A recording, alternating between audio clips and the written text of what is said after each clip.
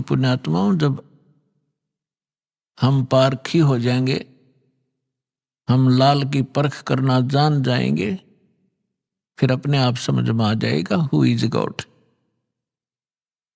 आज आपको परमात्मा कबीर जी के बारे में बहुत सी धारणाएं गलत फैला रखी थी। कोई कहा करते थे वो एक विधवा ब्राह्मणी के पैदा हुए थे, शर्म के मारे वो कहीं सरोवर के किनारे डाल आई थी। एक नीरू नीमा नाम के जुलाहा थे, संतान थे, वो उठा लाए थे और बड़ा होकर के वो जुलाहे का काम करते थे। और फिर ये भी कहा करते थे कबीर एक कवि थे। फिर जब हम इस संत मार्ग में आए, संत मार्ग के अंदर इनको भगत जन संत कहा करते थे, कुछ एक इनको भगत कबीर कहा करते थे, एकाद ने इनको संत कबीर भी कहा है। लेकिन कबीर पंथी भी कबीर जी को परमात्मा नहीं मानते, वो सतगुरु कहते हैं। तो यहां गरीबदास जी कहते हैं एक ना भूला दो ना भूली, भूली सब संसारी। सब कुछ भूला हुआ है परमात्मा कौन है। और जिसके नाम पर रोटी खाया करते कबीर पंथी, उनको नहीं पता कबीर साहब समर्थ हैं, सृष्टि रचनहार हैं, वो भी केवल एक सतगुरु कहा करते हैं। उन सब की वीडियो, उनके प्रवचन, इंटरव्यू रिकॉर्ड किए जा चुके हैं। ईब चाहे वह कितनी बकवाद करो, समाज को सब पता लग गया उनका कितना नॉलेज था। आज आपको परमात्मा के प्राकट्य के विषय में बताएंगे। वैसे तो भगवान ने स्वयं कहा है, चारों युग में संत पुकारे, कूक कहा हम हेल रे, हीरे माणिक मोती बरसे, यो जग चुगता डेल रे। परमात्मा कहते हैं चारों युगों में मैं आया और प्रत्येक युग में अच्छी आत्माओं को, संतों को मिला, उनको अपने से परिचित कराया। और उन महापुरुषों ने मुझसे परिचित होकर के मेरी महिमा ढोल के डंके पे स्थान स्थान पर जाके सुनाया। तो परमात्मा कहते हैं सतयुग में सत सुकृत कह टेरा, त्रेता नाम मुनींदर मेरा, द्वापर में करुणा में कहाया, कलयुग नाम कबीर धराया। आज हम आपको कलयुग के अंदर परमात्मा के प्रकट के विषय में सुनाएंगे,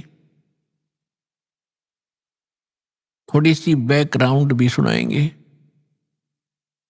द्वापर युग में एक सुदर्शन नाम के सुपच थे, शेड्यूल कास्ट थे, वाल्मीकि जाति में जन्मे थे। और वो उस समय परमेश्वर कबीर जी करुणामय नाम से प्रकट थे द्वापर में। जब करुणामय नाम से परमात्मा प्रकट थे, उस समय कुछ एक हंस परमात्मा की शरण में आए थे, उनका कल्याण किया था। एक तो रानी इंद्रमती थी, इंदुमती भी कहते हैं, इंद्रमती, जो विशेष, और भी राजा जगजीवन थे, लेकिन विशेषकर हमारे जो सत्संग के विषय में हम कुछ एक महापुरुषों की जानकारी आपको देंगे। और उनमें से एक सुदर्शन नाम के वाल्मीकि थे। और परमात्मा भी उस समय करुणामय नाम से एक वाल्मीकि को सरोवर के ऊपर मिले थे, जो निसंतान थे। और सुदर्शन जी उसी वाल्मीकि परिवार के अंदर, कुल के अंदर अन्य किसी परिवार से संबंधित थे। केवल उस समय उस वाल्मीकि समुदाय से उस सुदर्शन जी ने परमात्मा करुणामय जी से उपदेश लिया था और उन्होंने उनको खूब अच्छी तरह जाना था। परमात्मा उनको सचखंड लेकर गए थे सुदर्शन जी को। अब जिन्होंने परमात्मा को सचखंड में देख लिया, पूरा विश्व एक तरफ और वो महापुरुष एक तरफ रहे। इस कलयुग के अंदर भी आपके सामने दास ने बहुत बार उन महापुरुषों के शुभ नाम गिनाए हैं जिनको परमात्मा मिले, तो वो भी दृढ़ हो गए थे। आदरणीय धर्मदास साहिब जी, आदरणीय मुल्कदास साहिब जी कलयुग के अंदर, आदरणीय नानक देव साहिब जी, आदरणीय दादू साहिब जी, आदरणीय गरीबदास साहिब जी गांव छुरानी जिला झज्जर हरियाणा वाले, आदरणीय घीसा दास साहिब जी, आदरणीय स्वामी रामानंद जी काशी शहर वाले, बनारस वाले। और परमात्मा खुद कहते हैं, जो देखेगा मुझे धाम में, जो मुझे सतलोक में देख लेगा सो जानत है मुझ, वो मुझे समझ सकेगा कि आई एम गॉड। और गरीबदास जी बता रहे हैं, परमात्मा ने यह ऐसे कहा था, गरीबदास तो से कहूं सुन गायत्री गुज। ये गुप्त भेद बता रहा हूं कि जो मुझे सतलोक में देख लेगा वो मुझे भगवान मानेगा, और नहीं तो इस पृथ्वी पर घूमते हुए मेरी प्रत्येक दशा को देखकर आम आदमी पहचान नहीं सकता। तो अब हम उनको पहचानेंगे क्योंकि हमें लाल के गुणों और लक्षणों का ज्ञान हो गया। तो इसी प्रकार ये जितने महापुरुषों के शुभ नाम आपको बताए, जैसे गुरु नानक देव जी हिंदू समाज में, हिंदू धर्म के अंदर जन्मे थे। इनके पिता कालूराम मेहता जी खत्री अरोड़ा थे और भगवान राम, भगवान श्री कृष्ण और विष्णु जी के कट्टर पुजारी थे। और इसी प्रकार नानक साहिब जी भी इसी तरह उन्हीं की पूजाएं किया करते थे। एक बिरजलाल पांडे से गीता भी पढ़ी थी, फिर परमात्मा मिले और सचखंड के अंदर देखा। उसके बाद उनकी सब ज्ञान बदल गया, उनका विषय बदल गया और ब्रह्मा विष्णु महेश से ऊपर वो भगवान बताने लगे। तो घर के अंदर भी विद्रोह कर दिया। उनके पिता ने भी उनको बहुत भला बुरा कहा पंडितों के कहने से कि तेरे ये क्या पैदा हो गया, ये तो रामकृष्ण से को भगवान नहीं बताता, इनसे ऊपर कोई और शक्ति बताता है। लेकिन वो दृढ़ भक्त होते हैं जिनको भगवान मिलते हैं, ये वेद गवाह है। तो उन्होंने परवाह नहीं की, सारा संसार एक तरफ, पूरा समाज एक तरफ और गुरु नानक देव जी एक तरफ। वो दृढ़ रहे और सफल हुए। इसी प्रकार वाल्मीकि जी, सुदर्शन जी अकेले ही उनके उस समय उस क्षेत्र में भक्त बने। और सुदर्शन जी के माता पिता ने परमात्मा की शरण ग्रहण नहीं की, ना नाम लिया ना दीक्षा ली। तो जब वो मृत्यु को प्राप्त हो चुके और सुदर्शन जी से परमात्मा ने कहा कि सुदर्शन भक्ति कर बेटा और तुझे सतलोक ले चलता हूं। तेरे मन में कोई इच्छा हो वो बता दे, यदि तेरे मन में कोई इच्छा इस लोक की शेष है तो बेटा पार नहीं होगा। इसलिए मैं तेरी वो इच्छा पहले ही पूर्ण कर दूं ताकि वो तेरे गले का झाड़ ना बन जाए। तब सुदर्शन जी ने कहा कि भगवान आप तो अंतर्यामी हैं, आपने ज्ञान ऐसा दे दिया, ये यहाँ का सोना, ये स्वर्ण मुझे मिट्टी दिखाई देता है। यहाँ का राज आपने बता दिया कि इंद्र दा राज कागदा बेस्टा अरना भोगा इंद्राणी नु। इंद्र स्वर्ग के राजा, स्वर्ग का राज भी हमारे लिए आपके ज्ञान से पता लग गया कि काग की बीट है, योद्ध लैस जीव अपना जीवन नाश करना है। तो हे भगवान, दास का कोई इच्छा नहीं, लेकिन एक मलाल बना हुआ है हृदय में। मेरे माता पिता बड़े नेक थे और दुर्भाग्य रहा उनका कि उन्होंने आपकी शरण ग्रहण नहीं की। मुझे एक बात कचोट रही है कि ना जाने वो किस योनि में, किस जीव के, किस प्राणी के शरीर में कष्ट भोग रहे होंगे। और उन्होंने मुझे पाला पोसा जन्म दिया, उनके प्रति थोड़ी सी ये चिंता बन रही है, टेंशन बन गई और कोई इच्छा नहीं। तो परमात्मा बोले बेटा यह भी कमजोरी है। कमजोरी जैसे राम नाम की गाड़ी को एक पंचर हुआ बतेरा, कोई से टायर में हो जाओ बस खड़ी होगी, फिर फायदा क्या हुआ? जो क्या बस एक पंचर हो रहा है, बाकी गाड़ी होके खाक होके है, जो पंचर लग गया जब बचा लग गया आगे। तो परमात्मा जान समझिए कि यह भी वीकनेस है तेरे अंदर, बेशक कितना औपचारिकता कर रहा है बेटा। जैसे एक वृद्ध व्यक्ति पतला दुबला डॉक्टर के पास चला गया, शारीरिक कमजोरी गणी थी उसके। डॉक्टर से कहा डॉक्टर साहब मेरे सिर में दर्द रहता है। डॉक्टर ने देख लिया वृद्ध आदमी है, कमजोरी गणी है, वीकनेस है, शारीरिक वीकनेस है, कमजोरी है। कहा जी आपका वीकनेस है, कमजोरी है। तो वो कहने लगा जी मैं खड़ा होता हूं तब चक्कर आते हैं।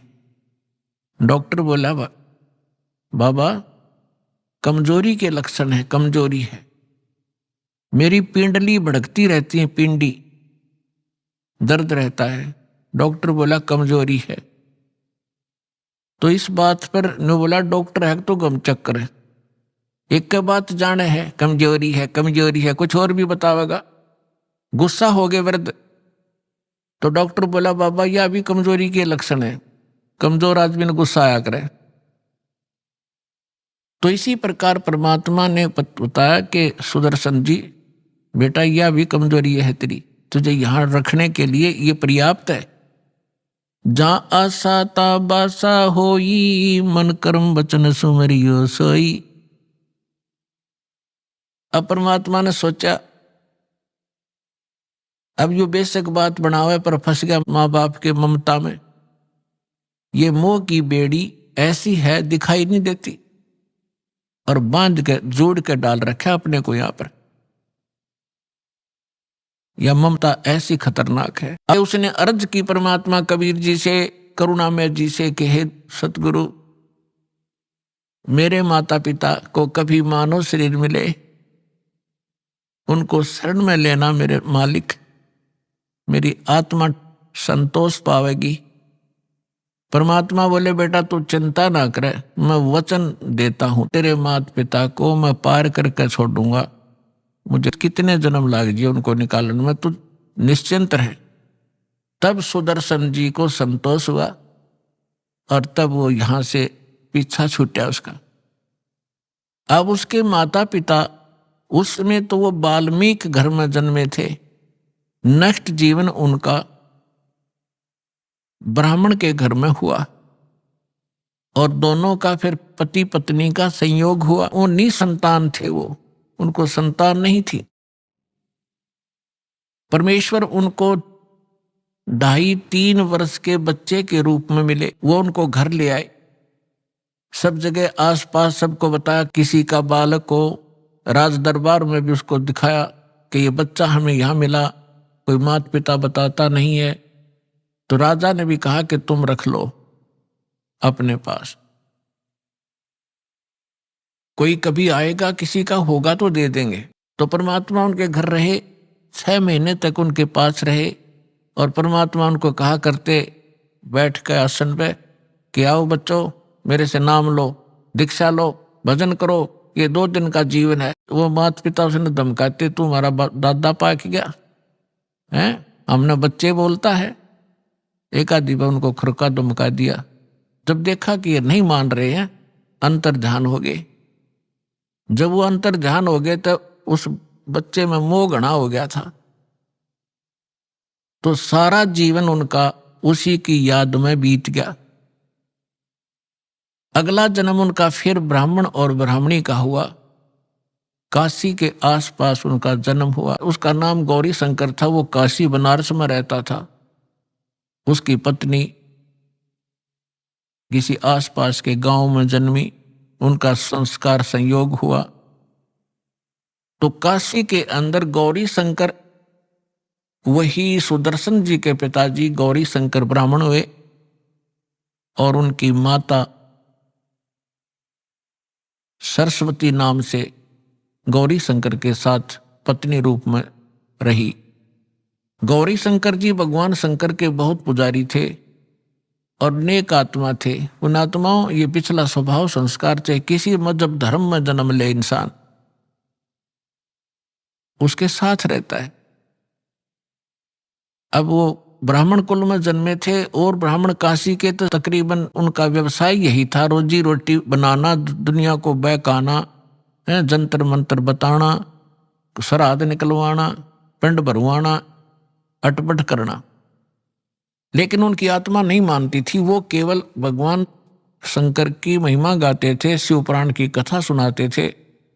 उस कथा से जो भी पैसा आ जाता था निर्वाह करते थे और शेष बच जाता था उसको भंडारे में लगा देते थे, संग्रह नहीं करते थे। जिस कारण से उनकी इस क्वालिटी से, इस गुण के कारण उनके प्रति आम हिंदू की एक विशेष जो आस्था थी, जुबान पर चढ़े हुए थे सबके कि बड़ा नेक आदमी है, कोई लालच नहीं करता है, निस्वार्थ कथा सुनाता है।